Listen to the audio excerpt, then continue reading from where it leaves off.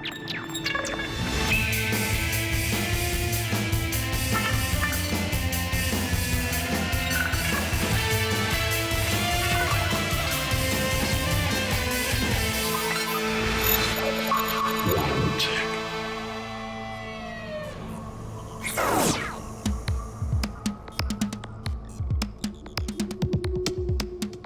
natural world has been in an arms race for 4 billion years, evolving systems of strategy and structural design to survive and prosper.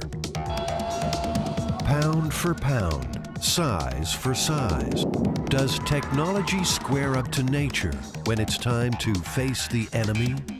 I'll be more powerful than the Terminator. Is the armor of the future soldier as efficient and capable as the humble lobster? Is a tank crew under attack as relatively safe as a tortoise under attack? It's a constant competition between people who design missiles and people who design defenses against missiles. Can nature inspire technology to make the world a safer place? Wild Tech explores defense.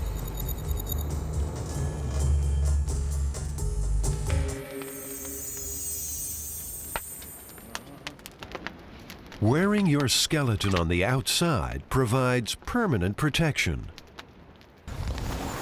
Like a medieval knight, carrying around heavy armor results in some minor inconveniences, but also some major advantages.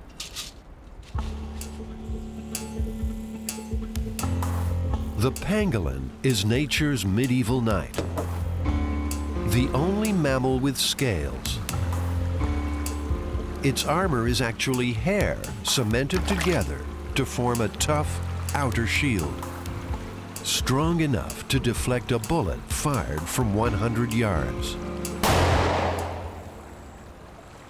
In the search for bulletproof armor, the pangolin had the answer before bullets were even invented. Once guns became part of mankind's inventory of war, bulky body armor became ineffectual and obsolete. Soldiers paid the price in blood.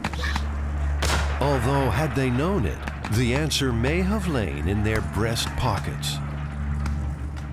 There's several well-documented cases from the Wild West which show that, in fact, in the old days where you used to aim to shoot for the other person's heart, yet when the person was examined afterwards, then you'd find that, in fact, that the bullet hadn't actually pierced the skin, it hadn't broken through because the person was wearing a silk handkerchief in their breast pocket. The silk handkerchief had actually stopped the bullet.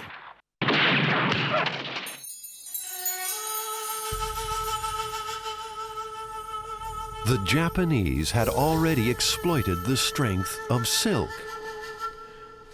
Made from caterpillars known as silkworms, the ruling warrior class of samurai were using silk armor as part of their martial arts attire. It's taken several centuries for the Western world to catch the thread. Scientists searching for a flexible, bulletproof material have looked to a different animal to supply a stronger strand. Spiders. It's really a complete chemical engineering factory in a single organism. Spiders created their basic silk recipe during the height of the dinosaur age and have stuck to it ever since. Within the spider's silk gland, proteins are dissolved in highly concentrated solutions. As they are pulled out by the spinnerets, the proteins unwind, lock together, and harden on contact with air to create elastic threads. It's 5 times stronger than steel of the same radius. Spider's silk is so strong that a silk cord the thickness of a pencil could stop a jet. But silk a few microns thick is all that's needed to capture prey.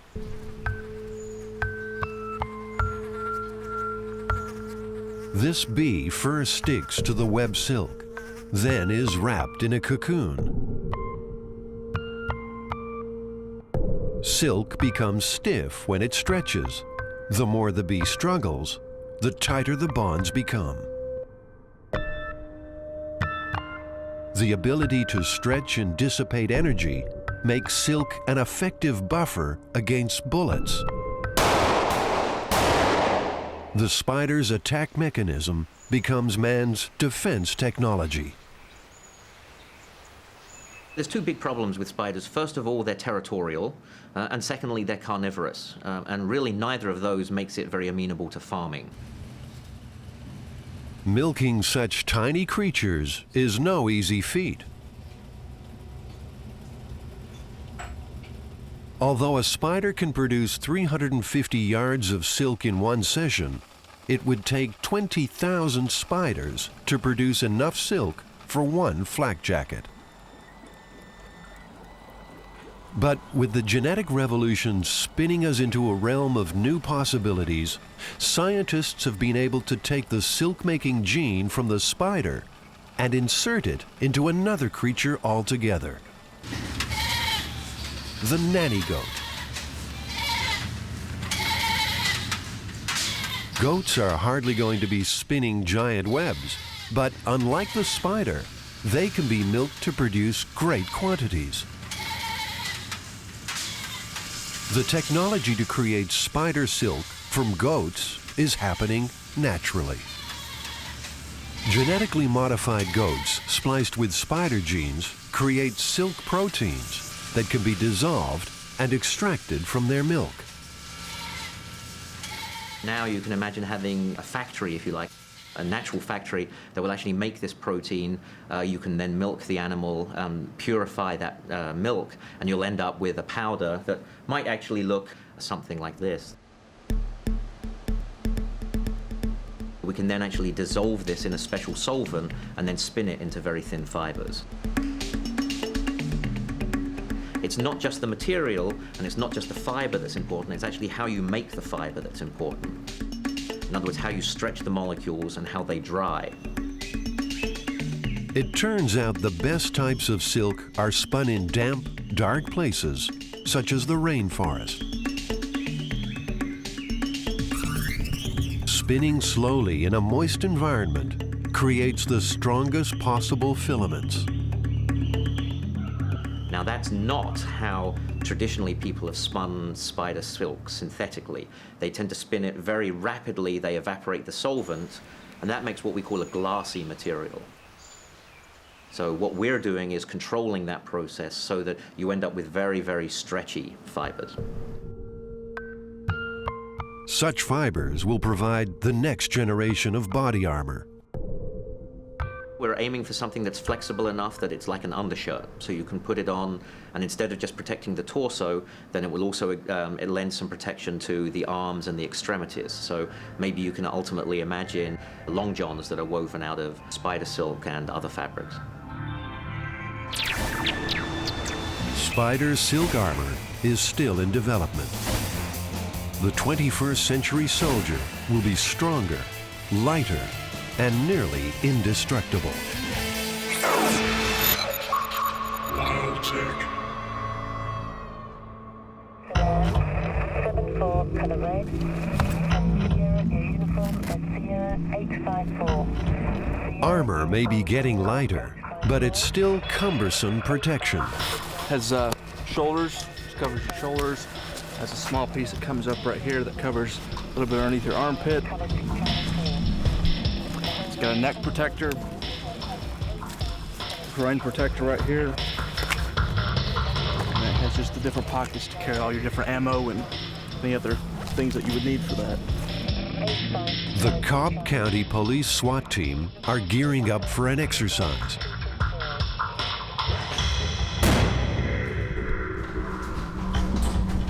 This armor gives police an edge in dangerous situations.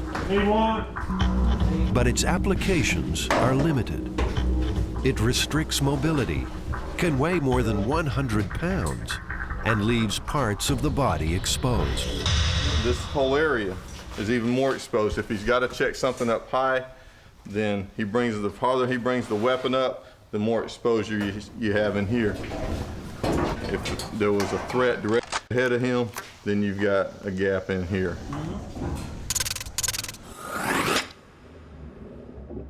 Nature's armored defenders don't expose any parts of the body to danger.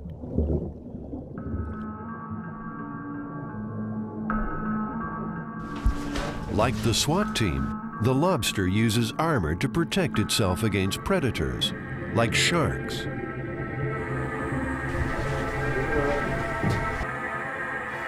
The rigid restrictions of its shell protect the soft internal organs. Armor is the difference between life and death. All clear.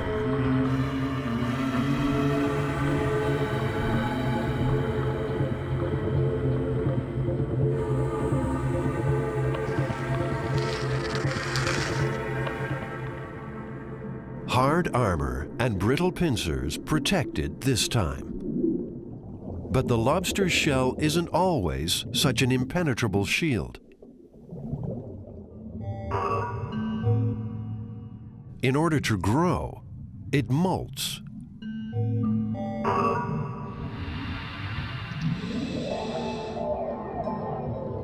The now soft-shelled lobster is at its most vulnerable, but not completely helpless. It sucks in water. The soft shell is now supported by internal hydrostatic pressure. The lobster has changed from hard armor to soft armor.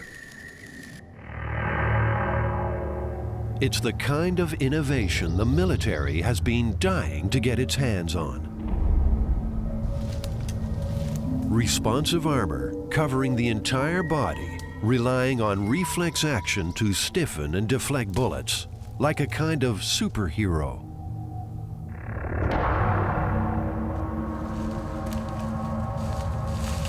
This is the future warrior. It's the combat uniform designed for War 2030.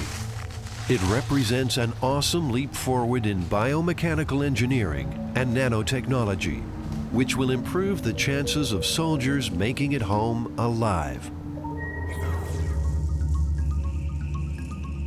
Compare the statistics from World War II to the 1991 Gulf War.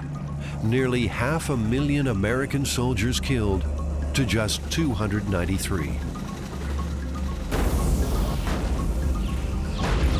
In future wars, protecting the individual is one of the primary objectives of battle tactics.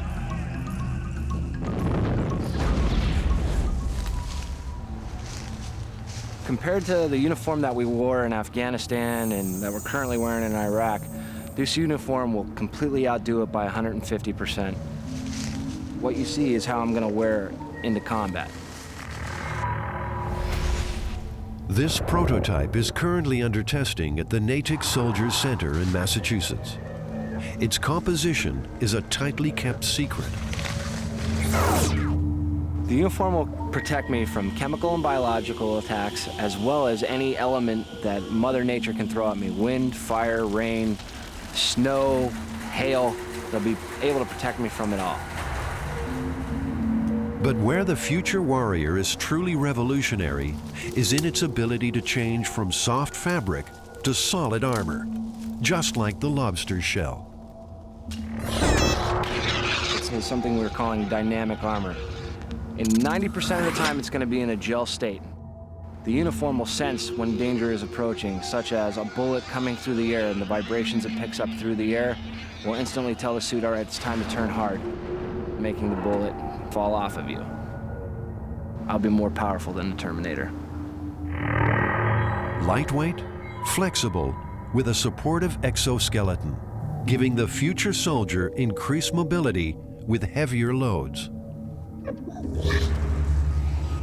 Some of our more elite forces, the special operations guys, are carrying an excess of up to 200 pounds going into combat. The exoskeleton will allow me to carry an excess of 400 to 500 pounds with the ease of me only feeling like I'm carrying 15% of my body weight. The Future Warrior will also be smart.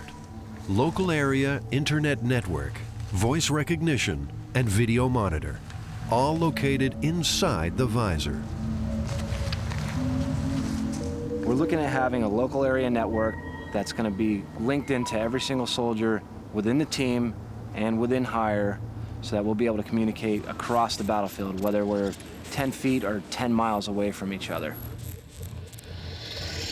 On the inside of the drop-down visor, we'll be able to display our tactical messages.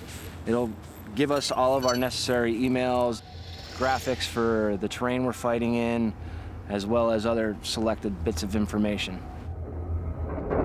When we go out to train, we'll be able to pull up actual training missions through the onboard computer system in the uniform and actually go through a city environment, kicking down doors, going into rooms, and it'll all be displayed up on our visor. So technically, we don't even need the city anymore. We just need the uniform.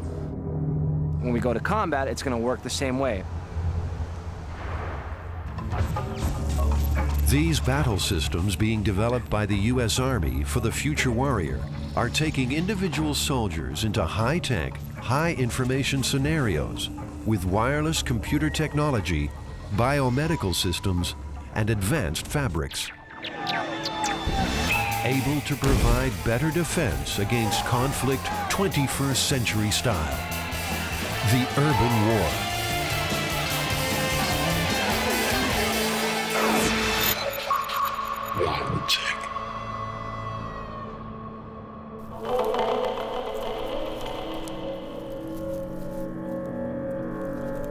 Beetles are counted among nature's fiercest fighters,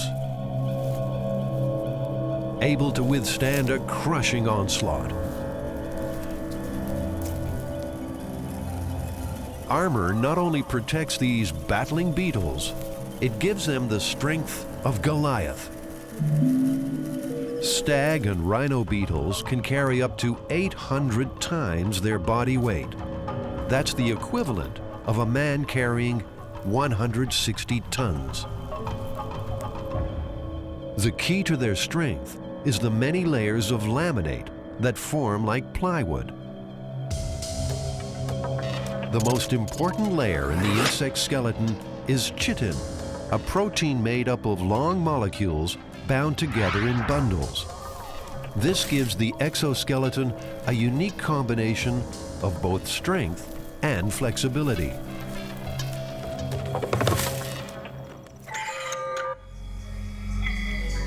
Even more impressive, millipedes reinforce their armor by using calcium carbonate crystals, which makes them so tough they can support 25,000 times their own weight.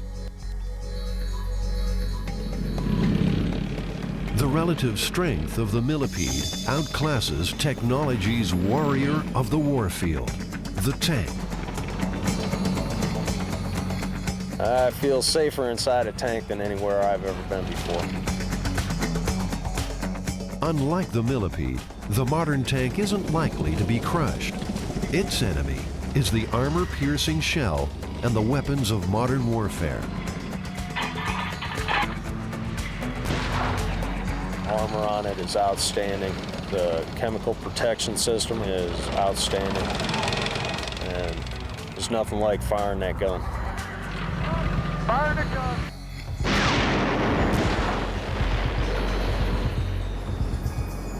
The earliest tanks were protected by thick layers of steel, but steel alone is heavy and vulnerable. Modern tanks prefer a protective cover of chobham armor. Its exact composition is a secret, but scientists recognize the value of interlayering. In the case of chobham, ceramic material sandwiched between steel. The M1 tank has taken this a step further, adding a layer of depleted uranium between the rods. When hit by a shell or rocket, the ceramic shatters and absorbs the incoming energy. The inventors of chobham armor may have thought they were onto a breakthrough.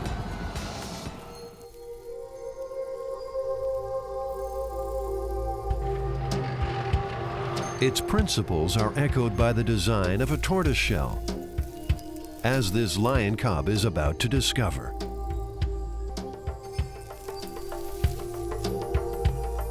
It may not be bulletproof, but it provides a solid shield against tooth and claw.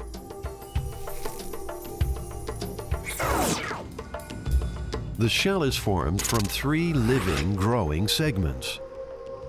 In the center is a spongy layer containing spherical cavities, sandwiched between compact bone. Having a central layer that absorbs shock creates an impenetrable barrier. The cub finds the tortoise is better as a toy than a tasty morsel.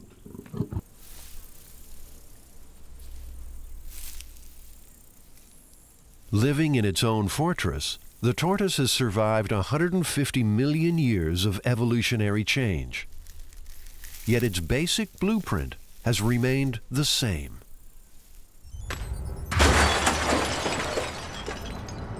'21st-century terrorism means the desire for protection extends beyond military use.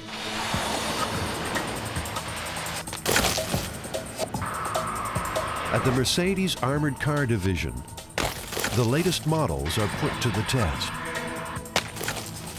Various caliber weapons are fired at close range, including military-style bullets traveling at twice the velocity of handgun projectiles.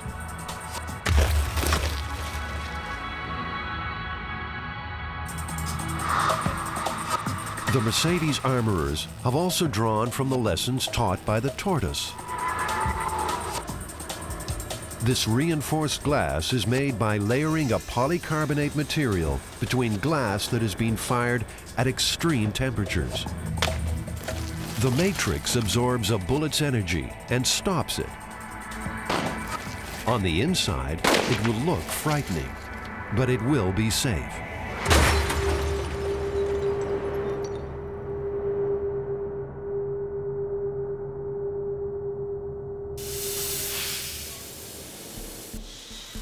Armored cars are also drawing on military technology.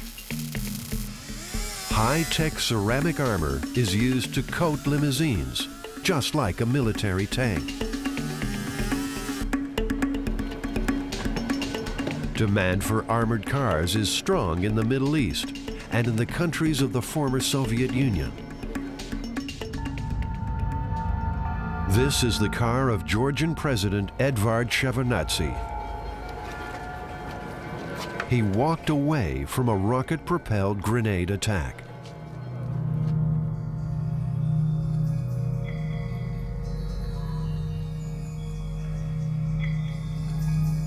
The passenger compartment withstood the blast, allowing the president and his bodyguards time to escape before it burst into flames.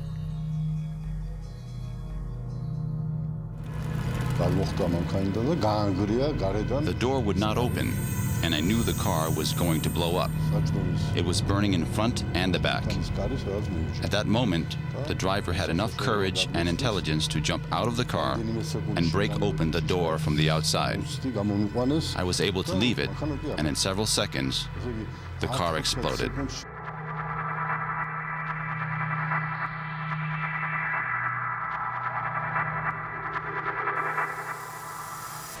The next generation armored cars under development by the U.S. military will employ a host of defense technologies to cater for every situation.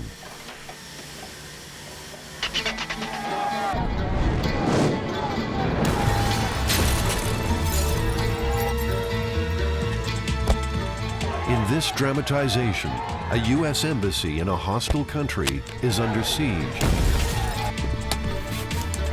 A dramatic escape is required. This is the smart truck. Loading global positioning system. Go, go, go! The armored car for the 21st century. The whole chassis is super reinforced and able to withstand a multitude of attack scenarios. Engaging pepper spray. Activate.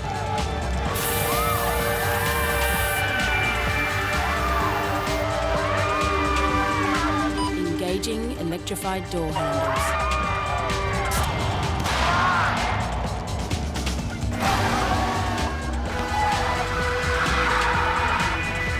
Loading alternative coordinates. As a showcase for future technologies, the smart truck has few rivals.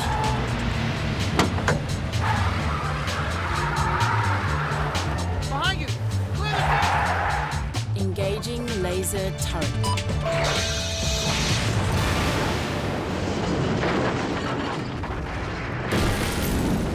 Lasers and weaponry of the smart truck exploit another key protective strategy used by the military.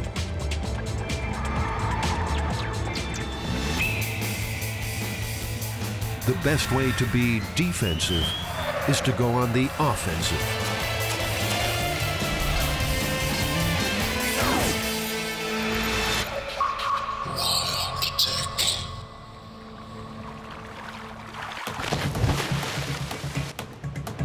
Defense against the enemy.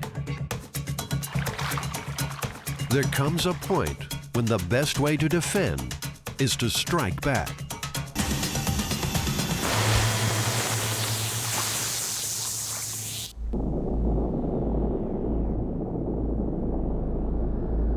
Scientists at the Missile Defense Agency in Washington believe the best defense is accuracy. Their focus is one hit, one kill. They are developing single-kill missiles, which have the intelligence to intercept an intercontinental ballistic missile mid-flight.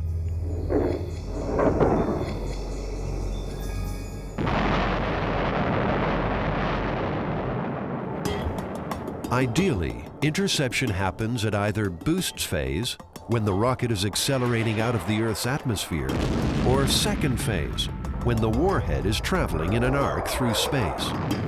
Defense strategists have realized missiles in second phase can easily deploy diversion tactics, separating into hundreds of individual targets, each one capable of carrying a warhead, impossible to destroy. Boost phase is considered the best chance of destroying a missile. By 2012, the next generation missile defense will be ready for testing. Jumbo jets armed with powerful lasers. An airborne laser will detect, locate, and direct a laser towards that target, engage the laser, initiating destruction of the ballistic missile itself.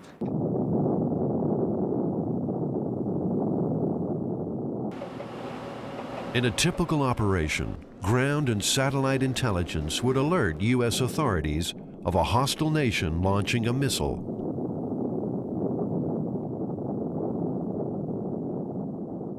As intelligence would indicate that a threat could be taking place in the future, these airborne laser systems would be put into a rotating pattern close enough so that they could engage a ballistic missile with the airborne laser system.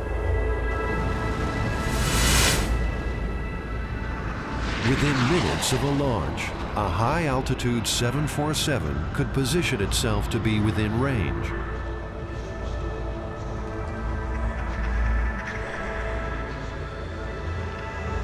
A low-energy laser would lock onto the target, pinpointing the strike zone, directing the high-energy attack laser. All it needs to do is burn a hole in the side. No warhead is needed. There's no body-to-body contact that's required. That allows the ballistic missile to blow itself up.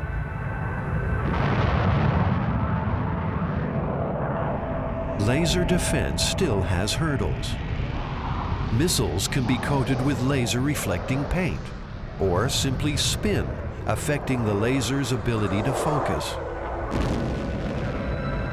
And the warhead may not necessarily be destroyed or burn up in the atmosphere. It could land in unknown territory between the launch site and a target.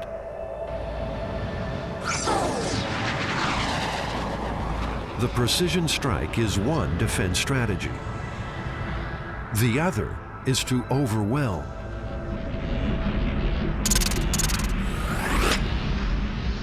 Smaller animals are capable of overwhelming a large intruder by swarming.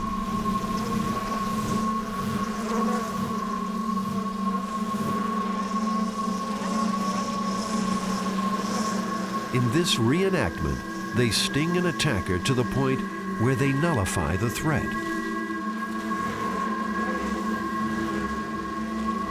A technology called Metal Storm promises the same strategy.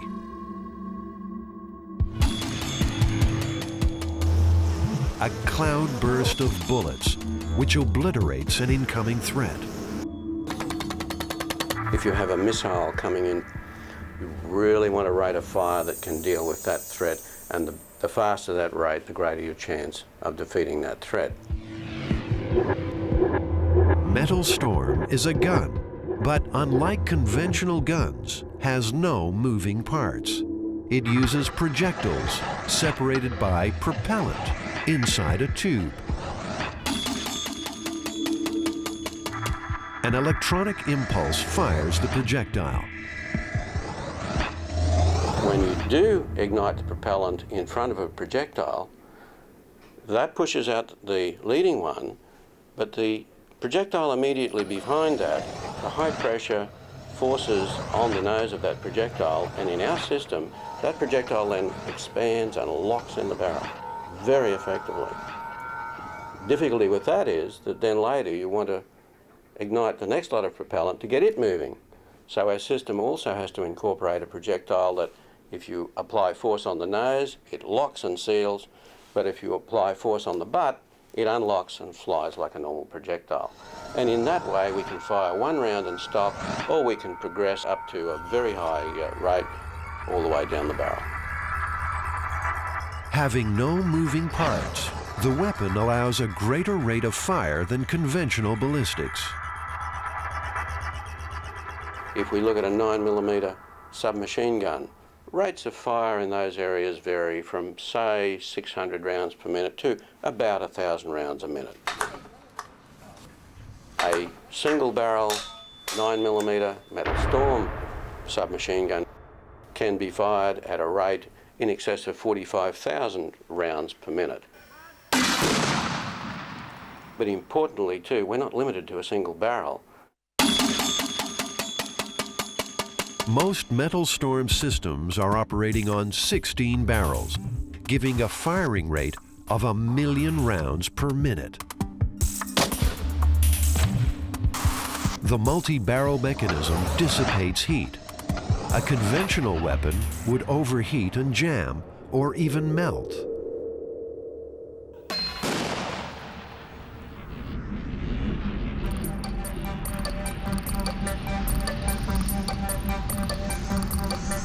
On military aircraft or ships, Metal Storm panels could be built to either destroy or protect.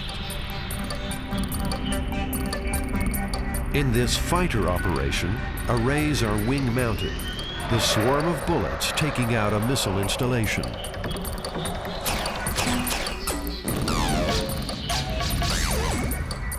Although the impact is massive, the power requirements for this deadly weapon are trivial.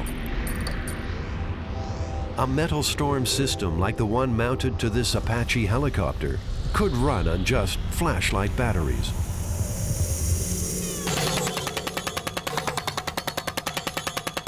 Bullets can be fired either in waves or overlap in flight, just like swarming bees. No moving parts, no magazine, just a tube, ammunition, and electrical lead.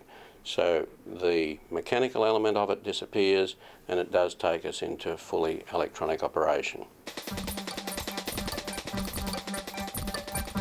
The electronics also allow superior security locking systems, tailoring the gun for individual users. Critical to prevent unauthorized use of the Metal Storm handgun.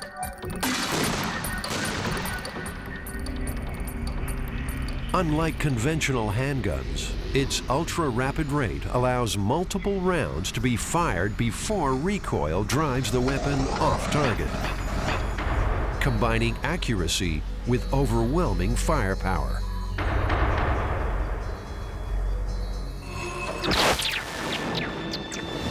No defense system is foolproof.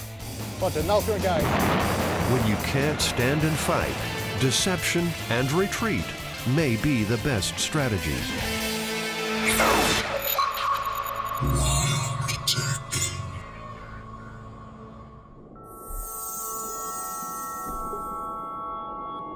When confronted by the enemy, sometimes the best strategy is to simply disappear. Camouflage is one of the best forms of defense, as nature well knows. Just like a soldier hiding among vegetation, the decorator crab dresses in seaweed to blend into the background.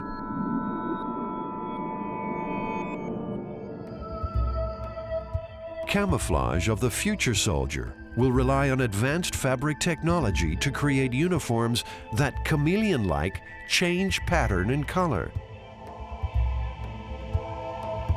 Even as the soldier moves through terrain, whatever terrain I might be in, it'll be able to project on one side what it sees on the other side and vice versa, all the way around the system.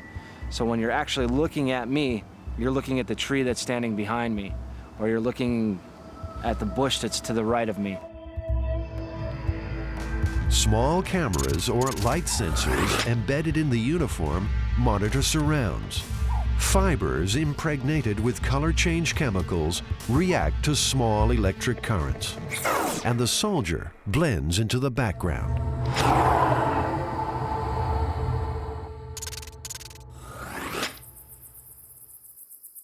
Nature has other defense strategies which technology is discovering. The decoy.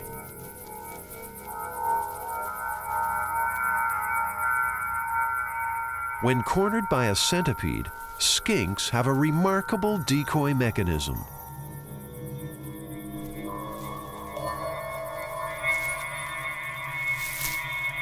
They sacrifice a tail to save their skin.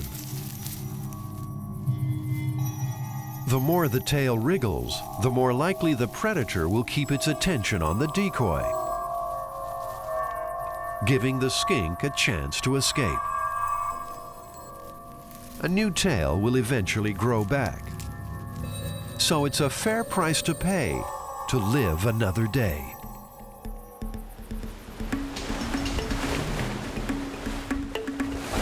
The skink's decoy strategy has inspired a new piece of military hardware devised by the Australian Navy as a means of distracting incoming fire on a warship.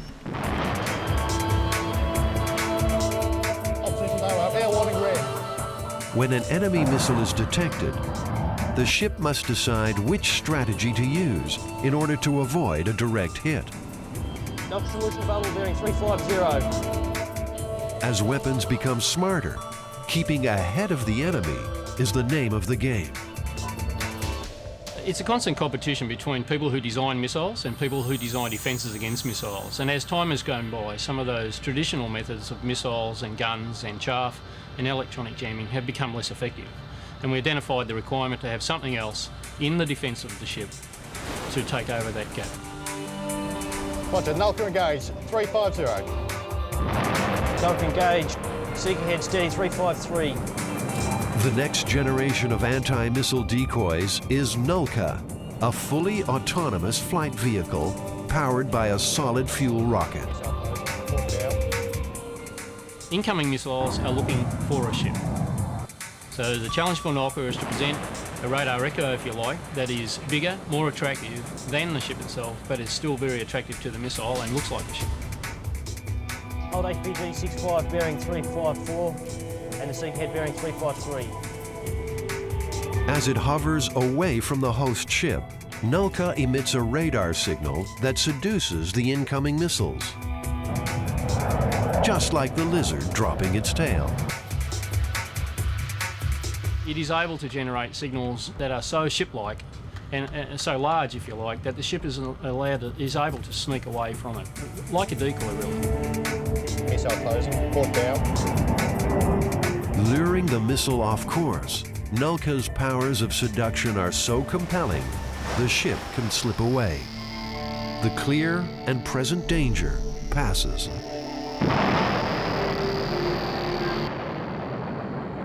No defense system is foolproof.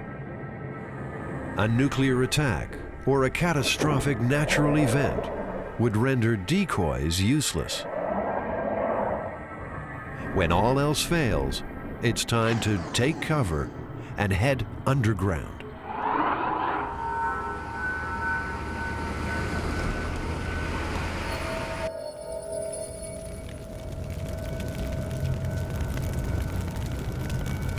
When a threat is so great, it cannot be defeated, the safest option can be to hole up.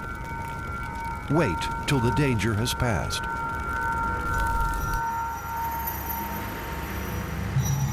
For man, the last stand is the bunker, and the height of bunker mentality was the Cold War. Fallout shelters were prevalent not only in our country, but they were prevalent as the nuclear threat spread throughout the world. And after Hiroshima and Nagasaki, again, the atomic world and the nuclear world was really upon us. And so, again, a degree of protection was needed.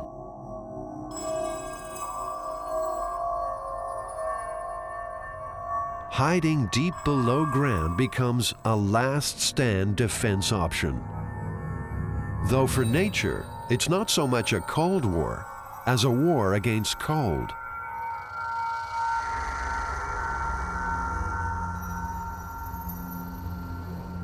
For the prairie rattlesnake, the underground bunker is home for up to 6 months of each year.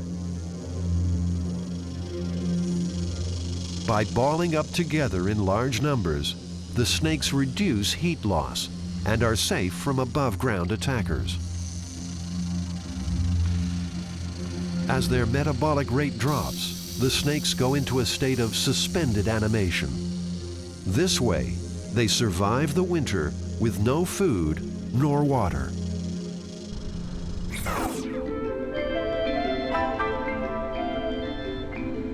One of man's more elaborate bolt holes is a remarkable facility 4 hours' drive from Washington. Hello, welcome to the Greenbrier. The luxury Greenbrier Resort held a secret most guests would never have imagined. Dug into the very bedrock of the hotel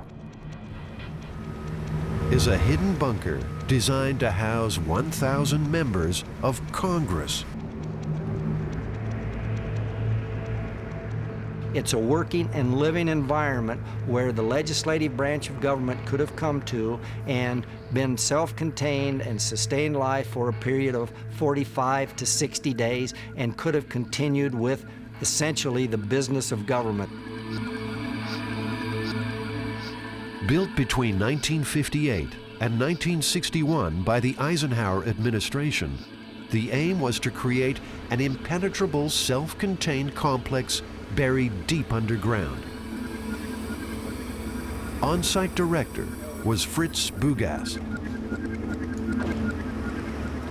The on-site director was simply the manager or supervisor of 15 government employees.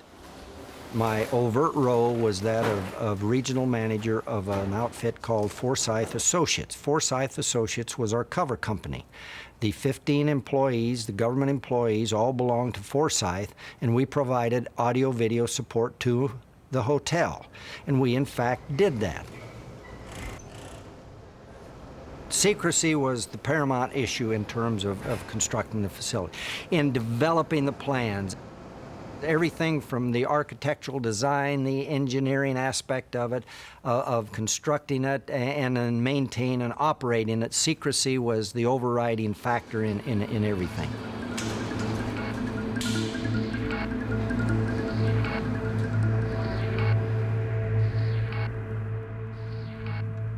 In a national emergency, Congress would flee to the Greenbrier bunker, and the 25-ton door would be sealed.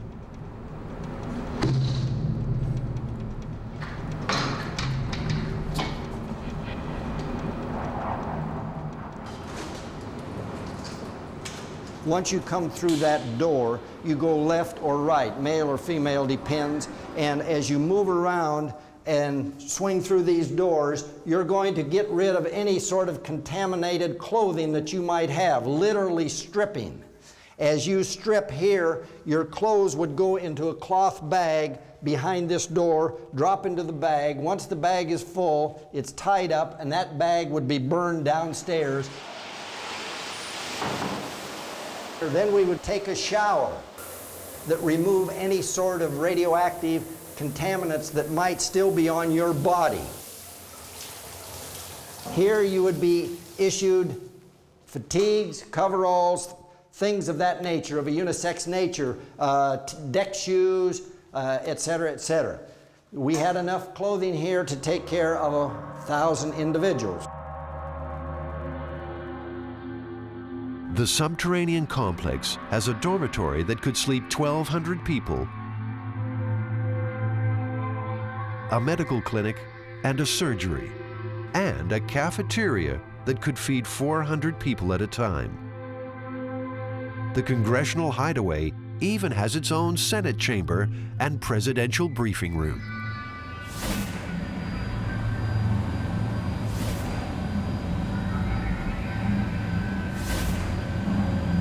This is the heart and soul of the whole facility. Without this, of course, you couldn't exist in here. This provides us the air, it purifies the air, it distributes the air, etc. It provides your emergency generation throughout the whole facility.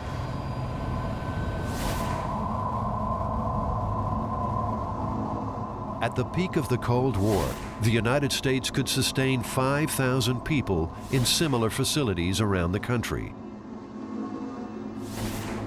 The tiniest fraction of the population.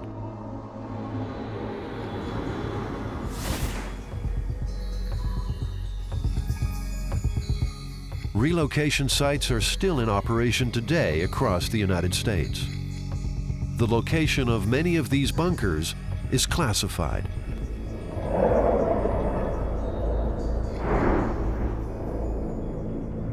Whether these facilities can protect mankind from ultimate Armageddon remains unknown. Hopefully, this will never be tested.